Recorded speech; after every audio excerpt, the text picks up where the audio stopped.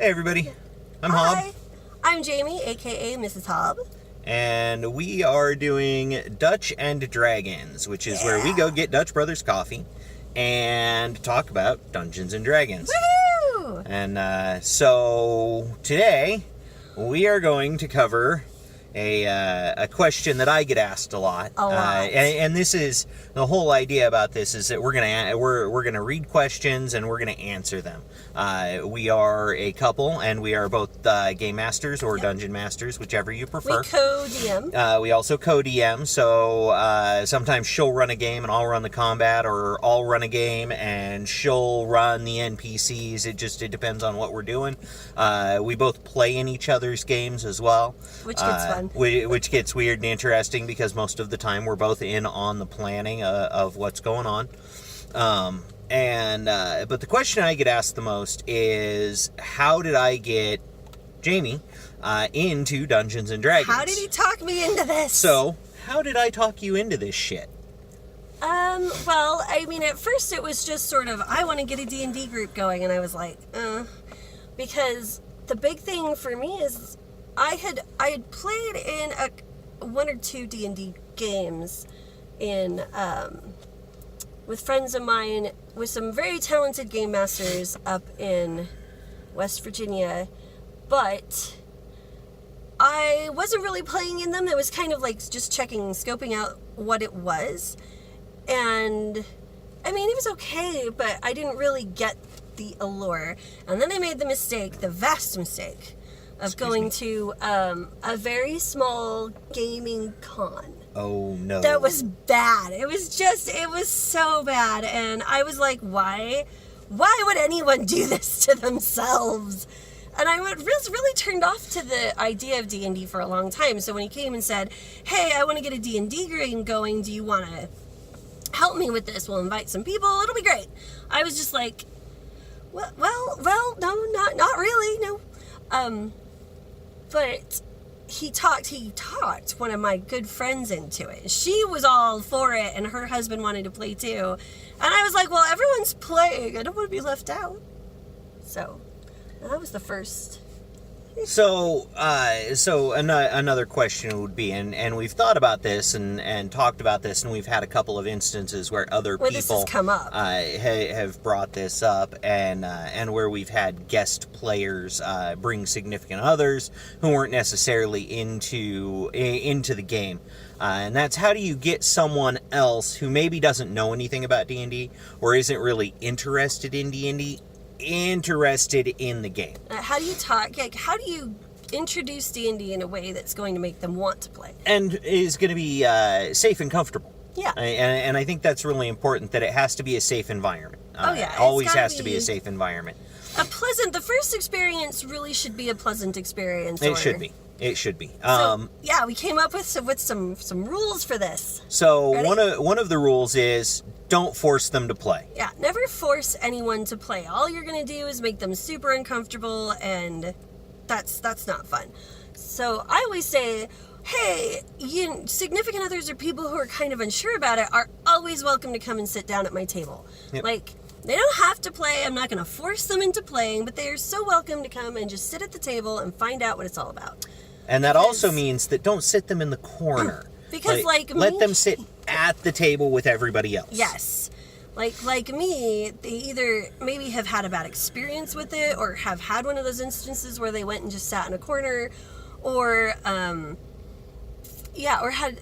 just the only reference they really had is from movies, and that's not a really good idea of what D&D is, or they've watched Matt Mercer's game on YouTube, and so they get this idea that it's going to be a bunch of voice actors sitting around a table being super serious, and it's a false impression of D&D if that's your only impression of D&D. Yep. So just getting them to a table to look at how an actual game is run, especially a game that you're interested in playing, is going to be super important. Yeah. I think it's a good first step. The other thing to do is, if they do express an interest in playing, if they can't help themselves, they start coming up with ideas. It sort of happens sometimes. It does happen. Have a pre-made character available for them to play. Always have an NPC. Always have an NPC that's ready for them. It doesn't have to be complex. It doesn't even have to be well worked into the party. Just a character that they can play. We had a situation wherein a friend of ours, her brother came into town and he wanted to play D&D, and he brought his wife. His fiance at the time. They're married now, but he brought his fiance with him, and she wasn't really sure about the whole thing. She wasn't really interested in playing, but she wanted to watch, which perfect. Yeah, so we sat her at the table. I had a pre-made character all ready to go for her. And I didn't say anything about it. I just said sit at the table and see what you think, and if you get really interested, we can let you play. And she wasn't really sure at first, and then as the night went on, she started getting more and more involved, and I was like, okay, great, here's a character for you. We just slid it across the table, and here's some dice, and here's a character, and we'll walk you through the whole process. Yeah, here you go. And it worked out perfect. Well, and I think we gave her cleric to start, and one of the things we said is, look, don't get overwhelmed. You don't have to really be involved in combat. Why don't you just shoot some heals out for the party? Yep. And I think she did that for the first 2 combats of the night, and then she started going, okay, what else can I do? Yep. So it's this balance of their comfort versus the fun at the table, right? Yeah. So the more fun your players are having at the table, the more fun they're going to have at the table, which means the more interested in getting involved they're going to be. And that doesn't mean you can't have a serious game and still have fun. That's true. It's a lot about that social interaction, and that I can't say anything more about that. Well, and the social interaction part is, I always say they're going to sit next to their significant other because that is safe and comfortable, but I always try to sit them across the table from that player who's always really into the game, the actor player who wants to get in on it, and he's going to draw everybody in around them, because you don't tend to talk to the people next to you, you talk to the people across from you. True story. I always try to strategically place them across the table from someone who is going to draw them in and show them what fun they can have. Right. Yeah, and so we've had people who have done that, and then after they walked out, we're like, I kind of want to do that again. So what other questions do we get regularly? Do you and I get about the DM thing? Oh, well, I mean, when people find out that we play in each other's games, one of the questions I get is, how much about the game does he know when I'm running, or do I know when he's running? Because like we said, a lot of times we're talking about... we talk about each other's games. We talk about ideas. I just had this idea for the game.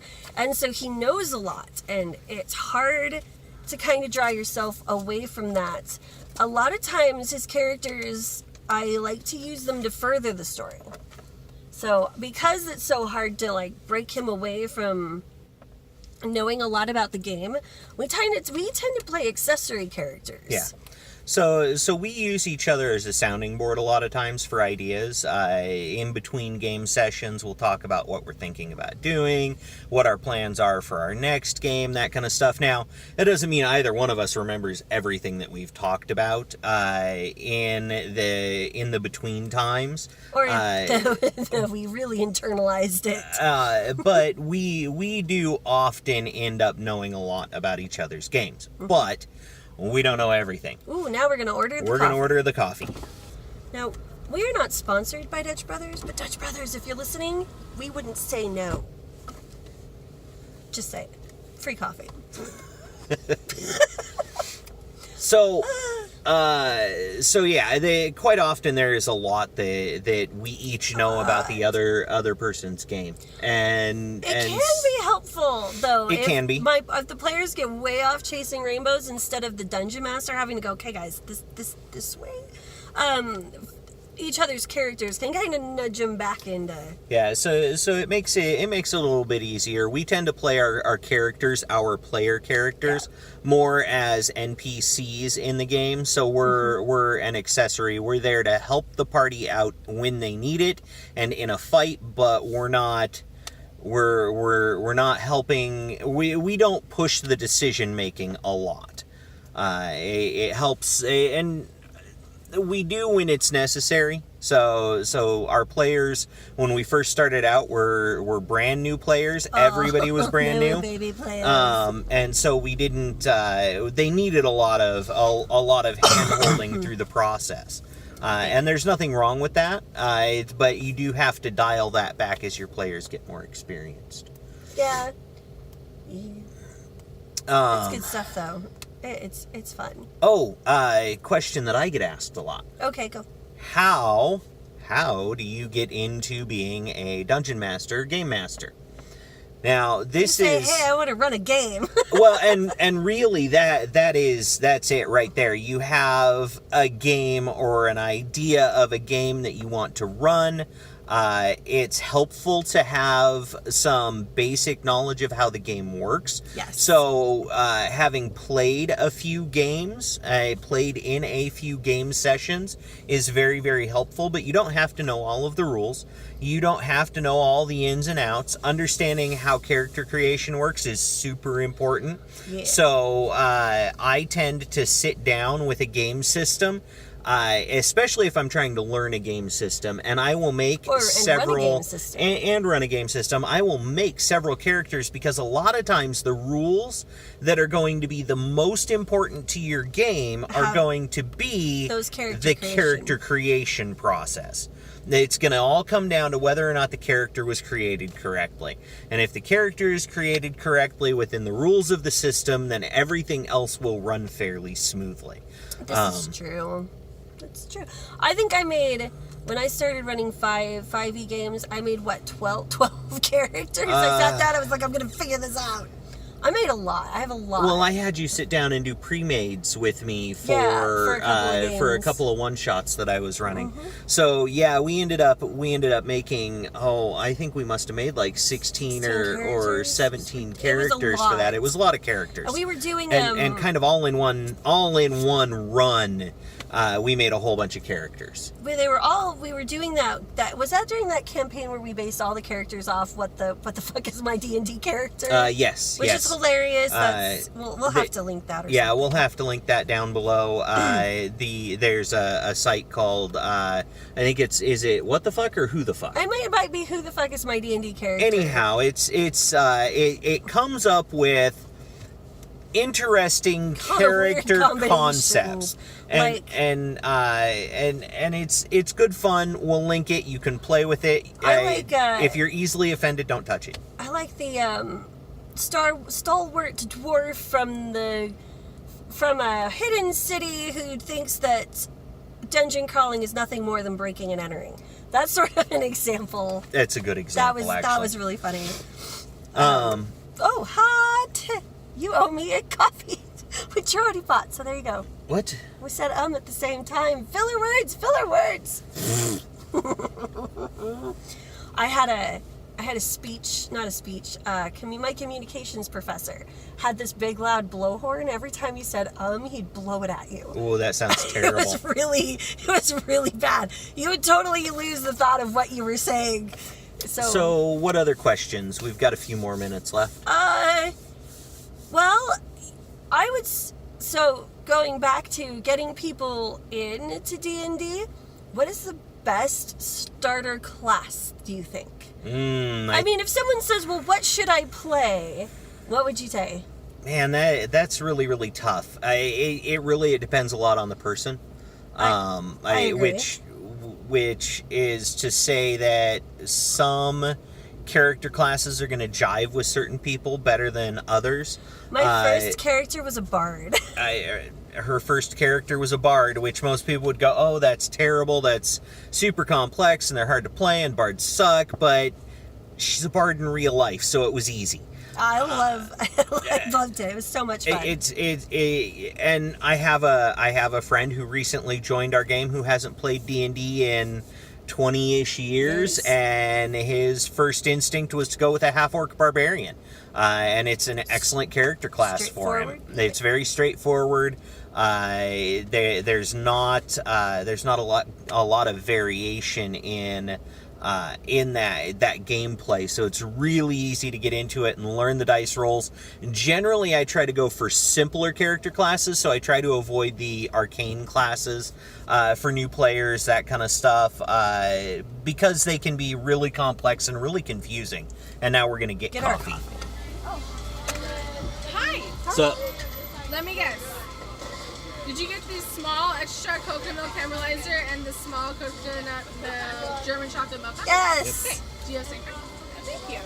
Do you want a new one? yes. Okay.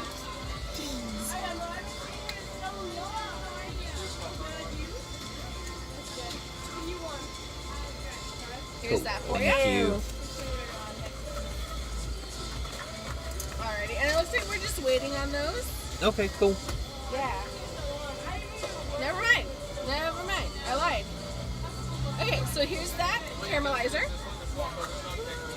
And then that beautiful German chocolate. Yay. Cool. Thank you. Have a great day. Thank you. You have a good one. Thanks for waiting. Dutch Brothers. All right, so we have acquired the coffee. We have. You were clear on that side. All right, so The last thing I think I'm going to throw in here is an idea that I recently got, and I really wish I could remember who posted this off of Reddit. And it was a way to kind of help people get into those more difficult, more complex classes without overwhelming them so much that they decide that they get flustered. Because a lot of new people, what happens is they get into combat, especially if you have a table full of experienced players, and the experienced players are just busting through their combat, and then they get to them and they go, oh, I don't know what to do, and Deer in the everyone's headlights looking at me. Yeah, and it can be daunting. So one of the things that this guy said is, he says, I have new players or players who struggle with that. He has them come in before the game, after session 0, when they've figured out their character. He comes in and they come up with battle plans, an attack plan, a defense plan, and basically a tactical or sneaky plan. And they just write out, first I'm going to do this, second I'm going to do that, and my bonus action I'm going to do this if I have it.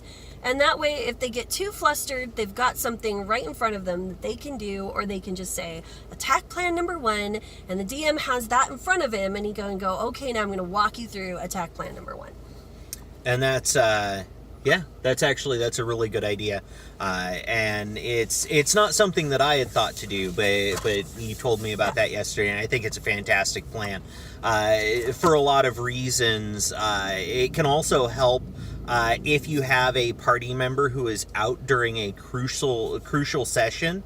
That character can still participate and have a basic set of actions that they can perform in a game. And I think that character. was automated character. The dungeon master can go, okay, this is the plan that best fits the situation. This character is going to do the following things. Plan number 2. And they already have everything all laid out, so they don't even have to have the character sheet right there, because everything's on the tactical plan. Right. And it takes all of the guesswork out of it. Yeah. And as the player gets more competent, they can change those tack plans. Yeah. And they can see, you can start making alterations to it. You can go, I want to do tactical plan number 2, but I want to use this instead of this. Or, and as the character grows, that plan can change too. Yep. Because as your character goes up levels, you're going to have to revisit those tactical plans, those encounter plans. All right, guys. Well, we are out of time. Thank you for joining us for our very first episode of Dungeons and Dutch. Dutch and Dungeons. Dutch and Dungeons. I'm going to get that backwards every single time. See, look, Dutch and Dungeons. Dutch and Dungeons. Or maybe...